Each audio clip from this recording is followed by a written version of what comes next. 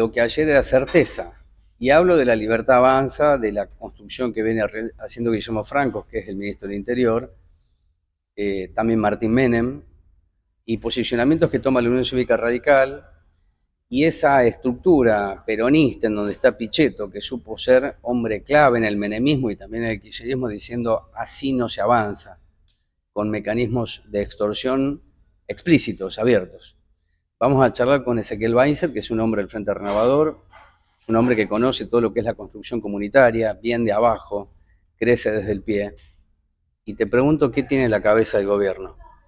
Si en el pie es así, si vos entendés la cabeza o no del gobierno, que tiene legalidad por los votos, la legitimidad siempre fue por amigas a partir de las acciones.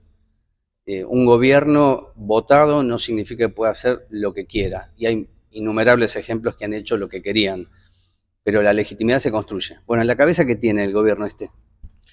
No tengo la posibilidad de saber qué es lo que tienen en la cabeza. Lo que veo sí es una direccionalidad, digamos, política en las acciones. Digo, me parece que también lo que hizo la Libertad Avanza fue canalizar una crisis de representación, digamos, vos hablabas recién de la democracia, digo, hay claramente una crisis de representación. La nombrabas a Pichetto, te faltó nombrar que fue el candidato a vicepresidente de Macri, ¿no? Por ejemplo.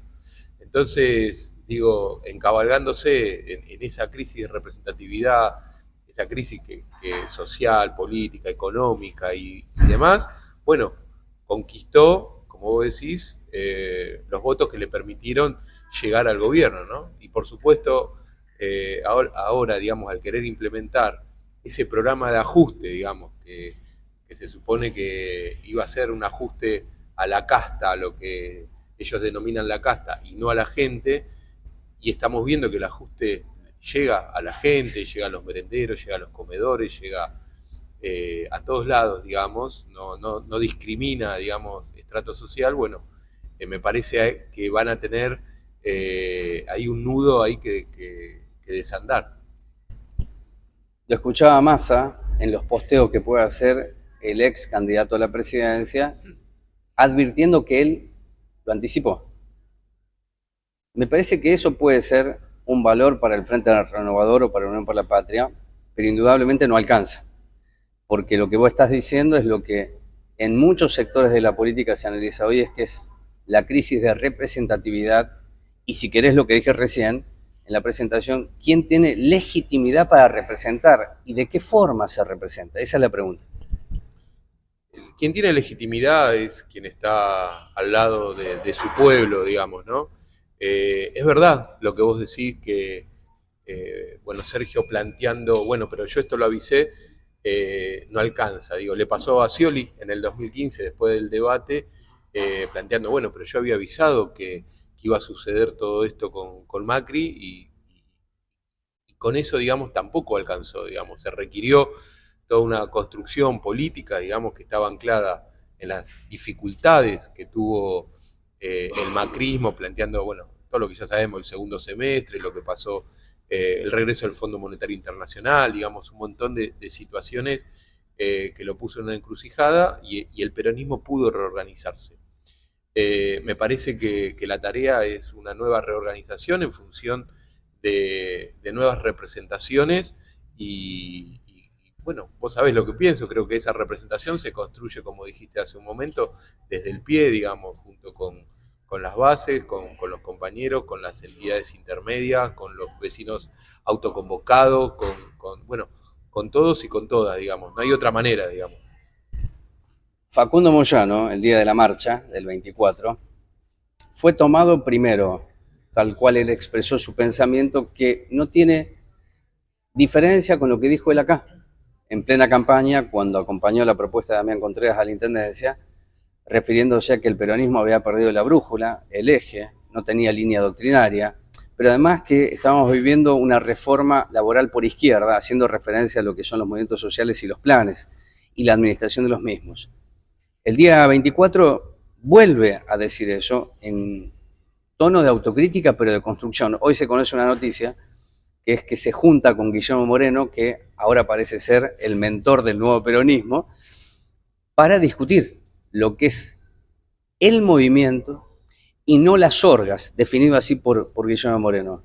¿Cuánto impacto han tenido las orgas en la pérdida de legitimidad y en el vaciamiento en parte o del todo del peronismo? Bueno, yo no coincido, digamos, en ese aspecto, digamos, en lo que plantea Facundo, en el sentido en que, por supuesto, yo también considero que el peronismo es el movimiento que aspira al ascenso social permanente, digamos, del pueblo, pero la realidad es que los movimientos sociales también se hicieron cargo de una realidad, digamos, de un montón de gente.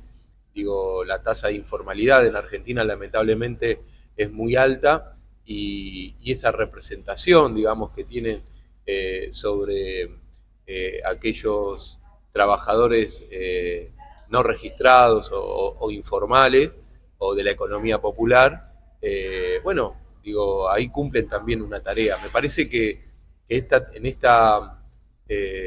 misión, digamos, del peronismo que tienen en reorganizarse no es con unos o con otros, sino que debe ser con todos, digamos, porque Con todos los que quieran, discúlpame, porque hay, precisamente por intereses, por naturalezas de funcionamiento, hay algunos que no quieren una mesa amplia. De hecho, lo discutimos con vos y con otras personas el año pasado, que por qué no había una mesa en común, y no se alcanzó la mesa en común, si es que se quería preservar el poder para que no llegase quien llegó. Bueno, no ocurrió eso, porque creo que hay intereses que impiden una construcción colectiva, básicamente. bueno, el peronismo persigue un solo interés, que es el del pueblo, digamos, ¿no? Entonces me parece que vos estás dando una de las posibles causas de por qué el peronismo perdió el gobierno.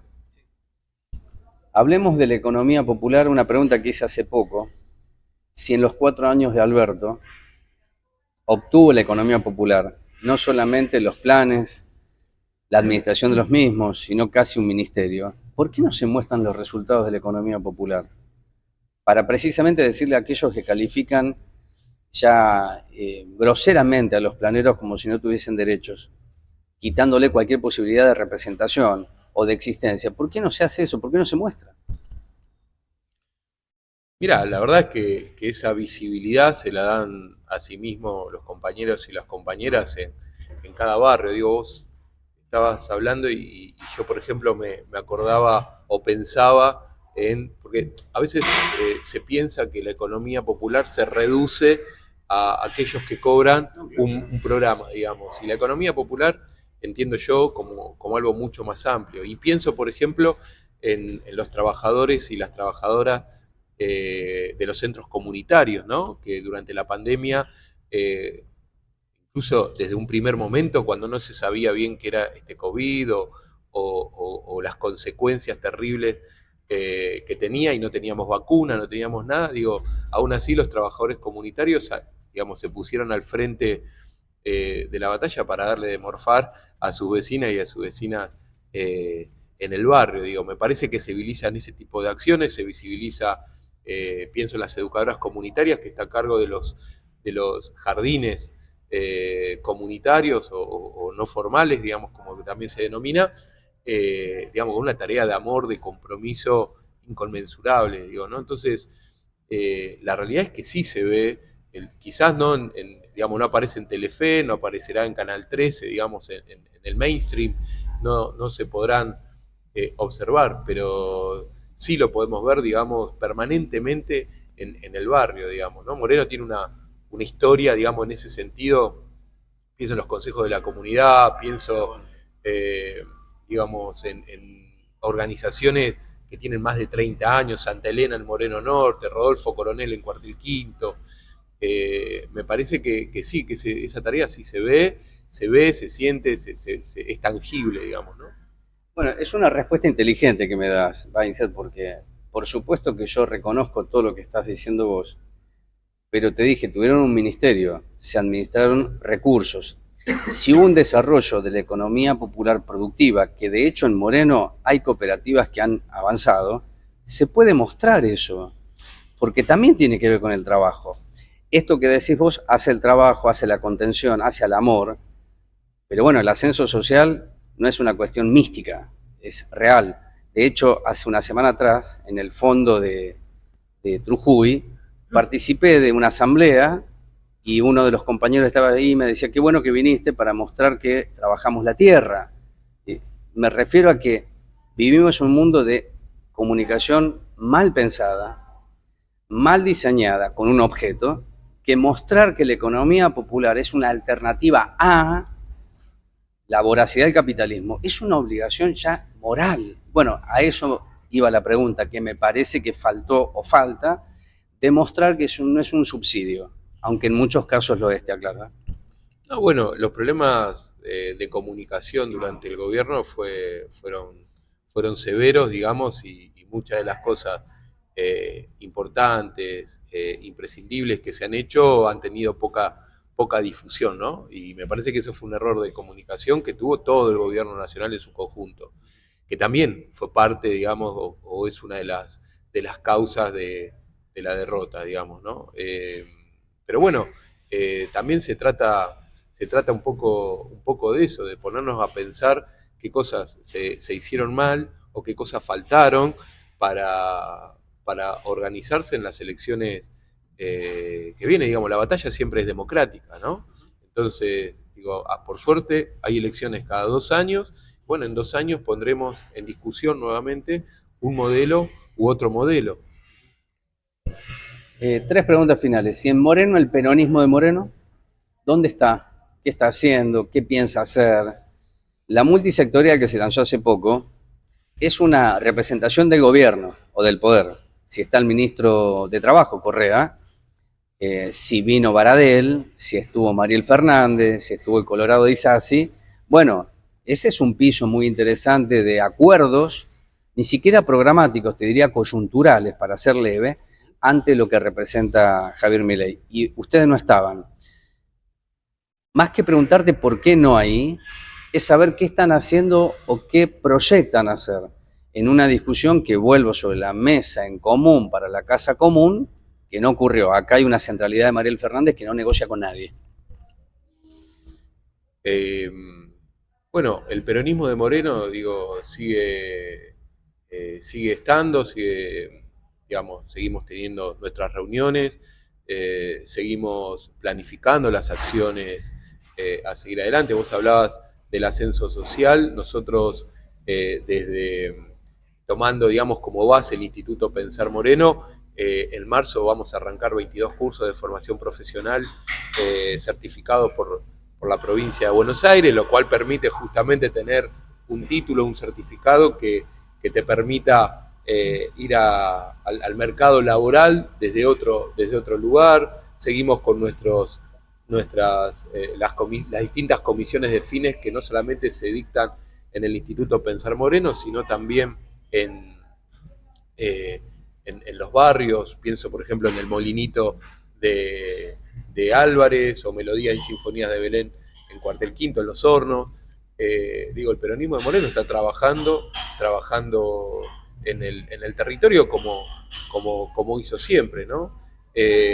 No solamente con la cuestión educativa, estamos trabajando también con una red, un programa de red de huertas barriales a partir de un acuerdo con la agencia local del INTA, donde bueno, vecinos y vecinas del distrito pueden aprender a hacer una huerta, digamos, que sabemos que no resuelve tu economía, pero digo, ayer fui a comprar 2 plantas de lechuga a 1.400 pesos, digamos, ¿no? Entonces, me parece que el trabajo en el territorio permanece, está, independientemente de los tiempos electorales.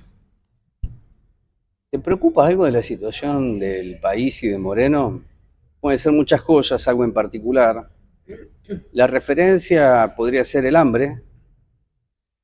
A mí me genera, honestamente te lo digo, cierto pudor escuchar a aquellos que durante muchos años no hablaron de hambre y empiecen a hablar hoy de hambre, porque la política fue de invisibilizar eso mientras cada mes el INDEC daba los índices de pobreza e indigencia en este país. Ojalá que se aprenda que no es una cuestión de circunstancias, sino de sistema y de modelo, ¿no? Que son muchos los que quedan afuera. Ahora, con el ajuste más brutal del que venía, que era leve, Milei pasó a toda velocidad, ¿no? lleva la Ferrari para que choque, y si choca la pared va a agarrar otro auto y va a chocar la otra probablemente. Pero ¿qué ocurre hoy con el hambre? Es decir, ¿cómo ustedes, por lo que me dijiste antes, van asistiendo a esas comunidades? ¿O no hay hambre?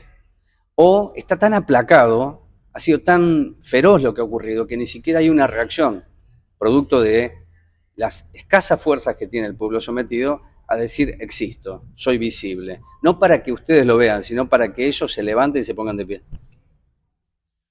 Mirá, nosotros desde siempre decimos que el hambre es un crimen, ¿no? Y en ese sentido, digo, por supuesto que preocupa, y no solamente preocupa, duele, indigna, digamos, es una mezcla de sensaciones, de sentimientos que nos obliga como dirigencia, como militantes barriales, digamos, con los recursos, pocos, muchos más o menos que se tenga, bueno, a asistir a esta situación. Pero sabiendo siempre, para nosotros eso es central, digo, nosotros por supuesto que articulamos con merenderos, comedores, pero en cada merendero y comedor, además, como una línea programática, tenemos un centro de apoyo escolar, digamos, porque nosotros, más que en la contención social, creemos en la transformación social. Por supuesto, no somos ingenuos y entendemos que con hambre es muy difícil estudiar, digamos, y ahí aparece estos dispositivos como los merenderos, digo, pero también sabemos con certeza y tenemos claridad en que esa situación tiene que poder transformarse. Y una de las herramientas, además de la política de transformación social, claramente para nosotros es la educación. Y lo último, porque sos un tipo de la educación, porque tuviste funciones en lo educativo, ¿qué cambios debería tener la educación para este siglo XXI ya corriendo? ¿Sabes por qué te lo pregunto? Porque el año pasado pude saber, ya que no se informa mucho, se invisibiliza demasiado, que hubo una charla sobre la propuesta en algún momento de la bimodalidad, ¿no? Y tiene una razón de ser eso. Más que yo atacarla, me gustaría saber cuáles son los fundamentos. Un fundamento es que o no están los recursos, o no es prioridad la construcción de nuevas escuelas, porque no está la tierra, por mil razones. Entonces, antes de ir a una construcción de ese tipo, que es material, vamos a la bimodalidad tomando los elementos que dejó la pandemia. ¿Vos creés que esto es posible? ¿Y en qué nivel es posible?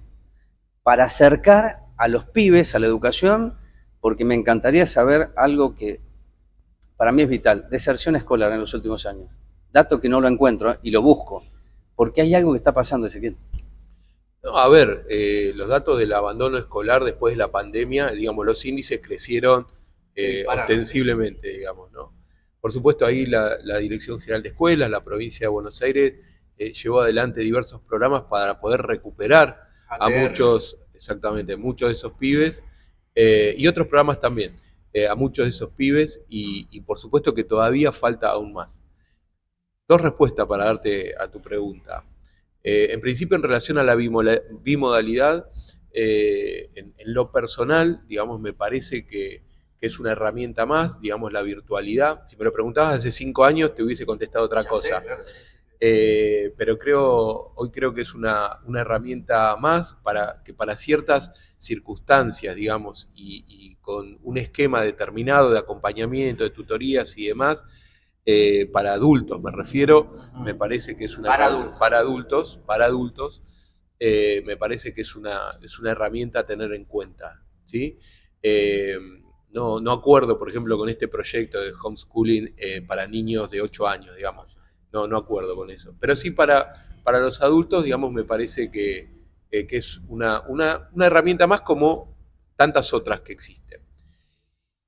Y en relación a la cuestión, qué es lo que faltaría o qué es lo que falta en educación, a mí me parece que ese matrimonio que debiera existir entre lo que es educación y trabajo, me parece que hay mucho para trabajar en ese sentido. Mirá, el año pasado, por razones, digamos, de mi trabajo, estuve en Santa Fe y estuvimos reunidos con un conjunto de empresarios y con autoridades de educación de la provincia de Santa Fe. Bueno, ¿qué decían estos empresarios? Que requerían, tenían puestos laborales, digamos, para ofrecer, pero no conseguían gente que ocupara bueno, con los requerimientos, digamos, que necesitaban para la función que tenían que cumplir. Entonces, claro, a veces el sistema educativo planifica los cursos, digamos, qué es lo que va a hacer durante el año, digamos, pero sí tener en cuenta las demandas del sistema productivo de la zona en la que están las escuelas o los centros de formación. Entonces me parece que poder avanzar en ese sentido, digamos, con mayor precisión, digamos, con una cuestión más quirúrgica, me parece que si vos me preguntás, que es algo de lo que estaría faltando.